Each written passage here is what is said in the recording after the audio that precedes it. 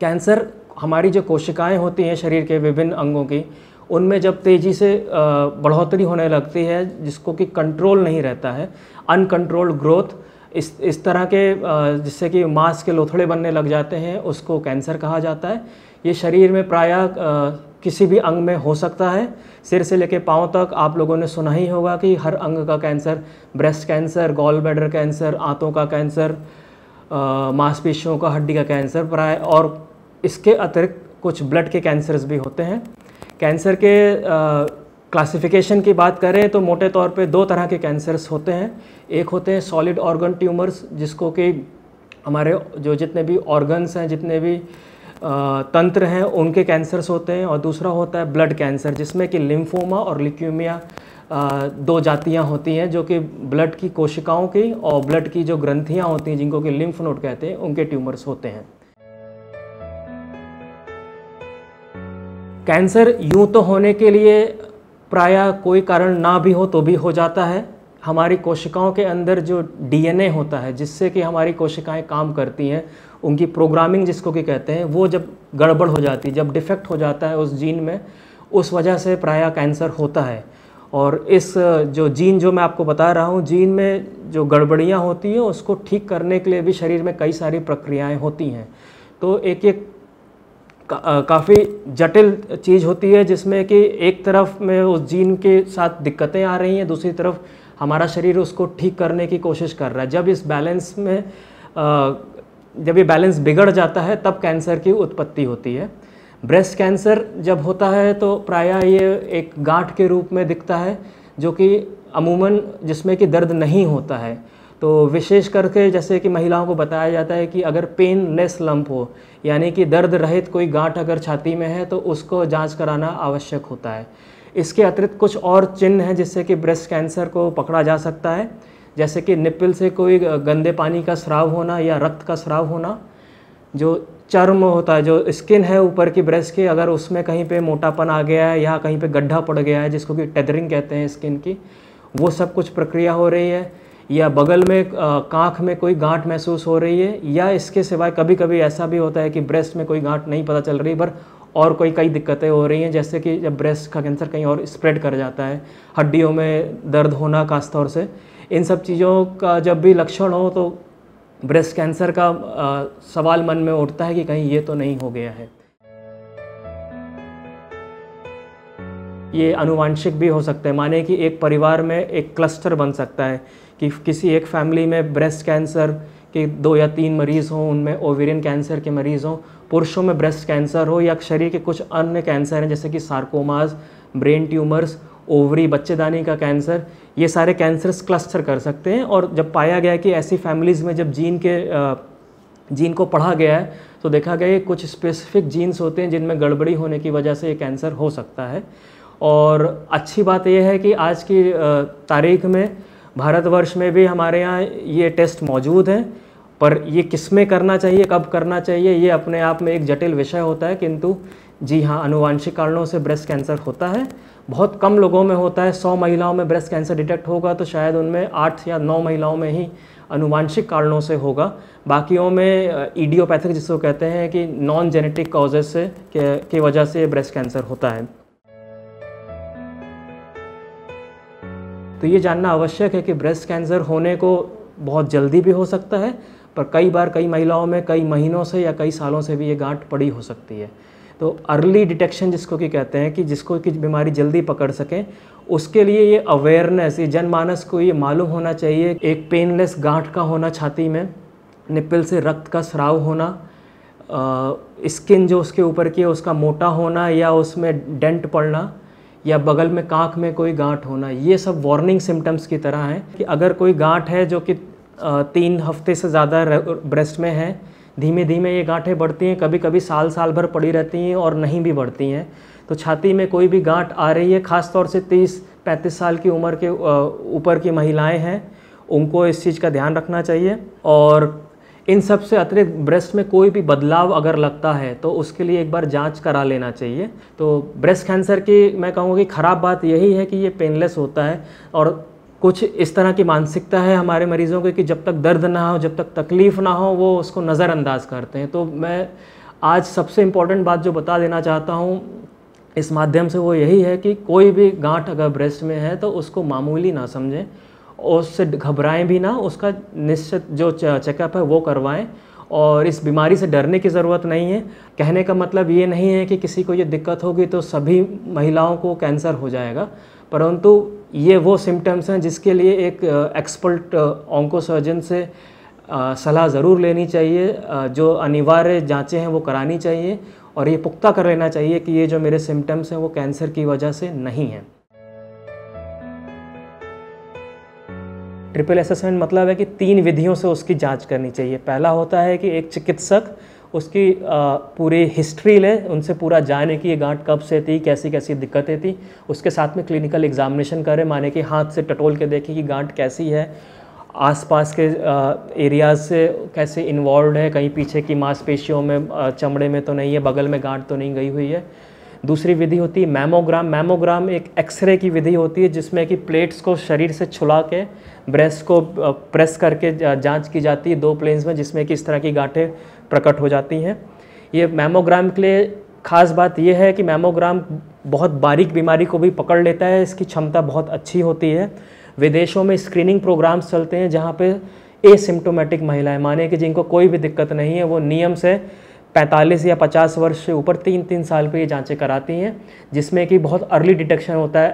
ऐसे कैंसर्स पकड़ में आ जाते हैं जो गांठ का रूप अभी लिए ही नहीं होते हैं, और कई बार तो प्री कैंसर्स, माने कि कैंसर से 1 कदम पहले ही बीमारी पकड़ में आ जाती है, जिसमें कि कीमोथेरेपी और ये सारी विधियों से इलाज करने की आवश्यकता ही नहीं पड़ती है।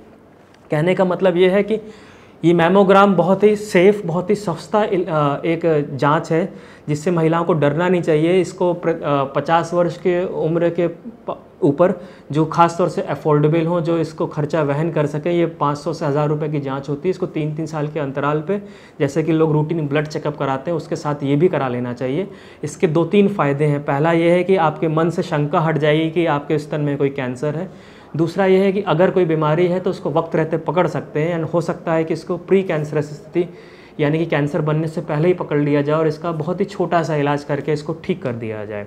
तीसरी विधि जो मैं ट्रिपल असेसमेंट में बता रहा था वो होती है बायोप्सी जांच। बायोप्सी जांच का मतलब है कि जो गांठ है उसमें से मांस का टुकड़े की को लेके माइक्रोस्कोप के अंदर हमारे पैथोलॉजिस्ट देख के जांच करके बताएं कि ये क्या कैंसर है कि नहीं है। यदि कैंसर है तो ये क्या ब्रेस्ट से ही उपजा हुआ कैंसर है और इसकी क्या जाति या क्या प्रजाति है। ब्रेस्ट कैंसर सिर्फ एक कैंसर नहीं होता है, इसके अंदर बहुत सारी प्रजातियां होती हैं और सबका इलाज अलग अलग होता है। तो ये जांच एकदम शुरुआत में कर लेना बहुत आवश्यक होता है ताकि डॉक्टर को मालूम रहे कि ये बीमारी क्या है और इसके लिए क्या क्या इलाज लगना है, कितना खर्चा आ सकता है, इसका एक आइडिया लगता है। साथ ही साथ में जो मैंने 5 या 6 विधियां बताई उनमें से किस किस का मिक्सअप, किस किस का मिश्रण लगना है और किस क्रम में इलाज लगना है, ये सारी पता चलता है।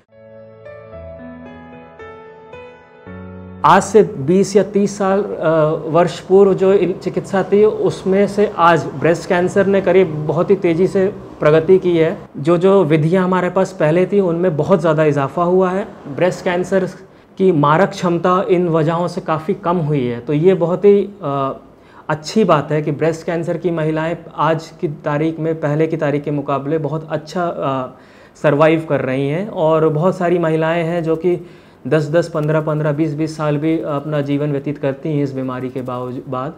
इसीलिए क्योंकि वो समय पे इलाज करा लेती हैं, वो बीमारी से डरती नहीं है और उनका उचित इलाज होता है। और कहा भी ये भी जाता है कि यदि कोई महिला 5 वर्ष तक इलाज कराने के बाद ठीक है तो उसको हम लोग क्योर की डेफिनेशन देते हैं कि वो ब्रेस्ट कैंसर से क्योर हो गई है। तो ये मैं दूसरा मैसेज है जो सबको देना चाहूँगा कि ब्रेस्ट कैंसर प्रायः क्योर किया जा सकता है यदि उसका वक्त रहते इलाज कराया जाए। सर्जरी जिसमें कि ब्रेस्ट की गांठ या पूरा स्तन को काट के निकाला जाता है, इसके साथ ही बगल की ग्रंथियाँ जिसको कि एक्सिलरी लिम्फ नोड्स कहते हैं उनकी सर्जरी की आवश्यकता पड़ती है। तो ये तो एक पहला विधि हो गया। दूसरा होता है कीमोथेरेपी। कीमोथेरेपी में कुछ मोटे तौर पे इंजेक्शंस चलाए जाते हैं 2-2 या 3-3 हफ्ते के अंतराल पे, जिसकी 6 या 8 साइकिलें प्रायः चलती हैं। इसमें काफ़ी सारे वेरिएशंस, काफ़ी सारे बदलाव होते हैं जो मरीज के हिसाब से हम लोगों को चेंज करने पड़ते हैं, जिसको कि कीमोथेरेपी कहते हैं। कीमोथेरेपी भी एक ऐसा नाम है जिससे कि सबकी सांसें रुक जाती हैं, सब बहुत डरते हैं। और मैं ये तीसरा मैसेज इस माध्यम से देना चाहूँगा कि कीमोथेरेपी आज की तारीख में जो लगती है वो आज से 10 साल या 15 साल पहले जो थी उससे बहुत इवॉल्व हो गई है, उससे बहुत बेहतर हो गई है। हमारे पास जो दवाइयाँ कीमोथेरेपी की हैं वो पहले से ज़्यादा मारक क्षमता रखती हैं और उसी के साथ साथ पहले से कम टॉक्सिक, अर्थात कि उनका दुष्प्रभाव पहले से कम होता है। मैं ये भी नहीं कहना चाहता हूँ कि एकदम ही हार्मलेस ये दवाइयाँ होती हैं। हर इलाज विधि के कुछ दिक्कतें होती हैं, कीमोथेरेपी भी उनमें से एक है। बट अमूमन 100 महिलाओं को कीमोथेरेपी लगता है तो 90 से 95 महिलाएं इसमें अच्छा करती हैं। वो एक फेज़ होता है जिसको कि मैं कहता हूँ अक्सर कि 5 से 6 महीने आपके जीवन के एक कठिन लड़ाई है जिसको कि उनको लड़ना है, बट वो उसको पार करने के बाद में सारी दिक्कतें अच्छी हो जाती हैं।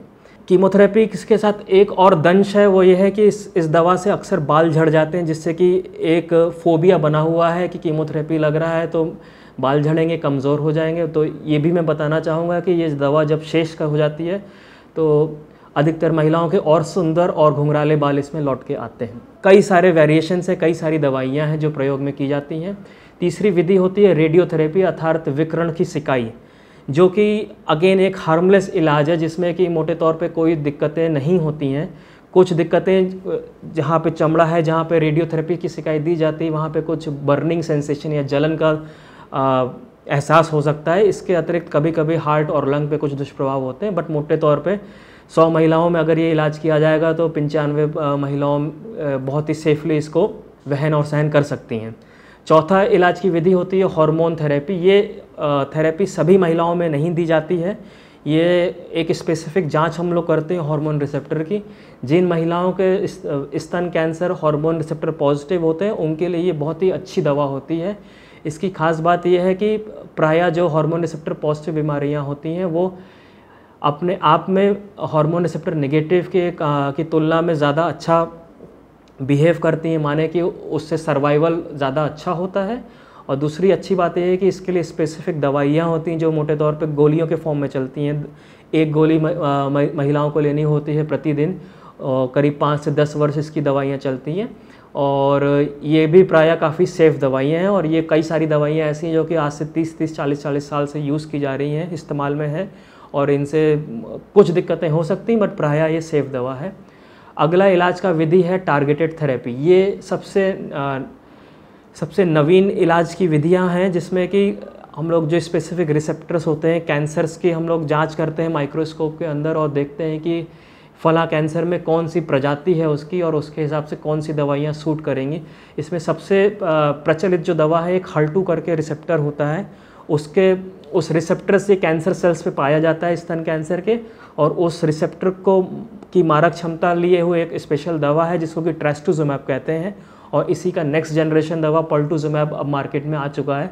ये दोनों दवाइयाँ टारगेटेड होने की वजह से इनका जो फ़ायदा वो ये है कि कीमोथेरेपी जैसे शरीर की सभी कोशिकाओं को हानि पहुंचाती है, ये चूँकि टारगेटेड है ये सिर्फ उसी शरीर के उन्हीं हिस्सों में ज़्यादा असर देती है जहाँ पे वो रिसेप्टर्स होंगे, जैसे कि हमारी कैंसर की सेल्स हैं। इस वजह से इसके बाकी शरीरों पे जो दुष्प्रभाव होते हैं वो काफ़ी कम होते हैं। तो ये हो गए 5 विधियाँ।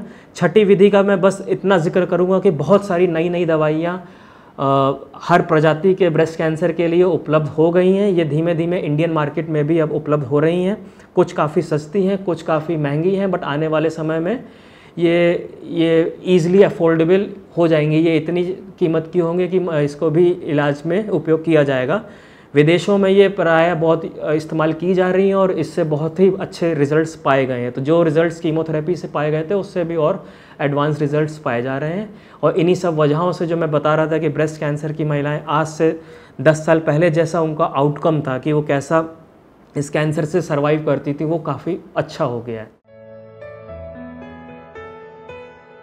बहुत अच्छा इलाज सरकारी कॉलेजेस में भी उपलब्ध है। तो जो मरीज़ ये खर्चा वहन ना कर पाते हैं उनको मैं ये भी बार बार कहना चाहूँगा कि मेडिकल कॉलेज और जितने भी सरकारी संस्थान हैं वहाँ पे ब्रेस्ट कैंसर का इलाज प्रायः होता है और काफ़ी अच्छा इलाज होता है। मेरा खुद से वास्ता रहा है मेडिकल कॉलेजेस से और मैं जानता हूँ, मैंने वहाँ पर भी ये इलाज किए। मेरे आज भी मरीज वहाँ के फॉलोअप में हैं, वो बहुत अच्छा कर रहे हैं। तो जिसको खर्चे की दिक्कत हो वो सरकारी कॉलेज में जा सकता है, वहाँ पर कुछ ही जांचों के खर्चे आते हैं, बाकी सारे सरकार वहन करती है।